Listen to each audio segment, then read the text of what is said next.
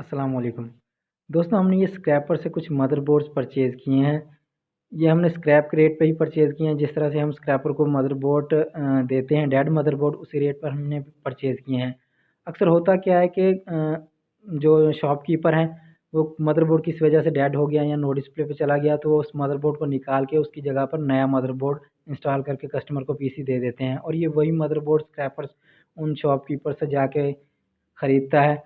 हमने उस स्क्रैपर से कुछ मदरबोर्ड्स लिए हैं। इनको हम अच्छे से सर्विस करेंगे, वॉश करेंगे, और इन मदरबोर्ड्स में से 40-50% मदरबोर्ड्स इंशाल्लाह ऑन हो जाएंगे, क्योंकि नॉर्मल से फ़ॉल्ट होते हैं बाज़ औक़ात किसी रेजिस्टेंस का या फिर एसएमपीएस का, या फिर नो डिस्प्ले पे सर्विस से ही मदरबोर्ड की डिस्प्ले ऑन हो जाती है।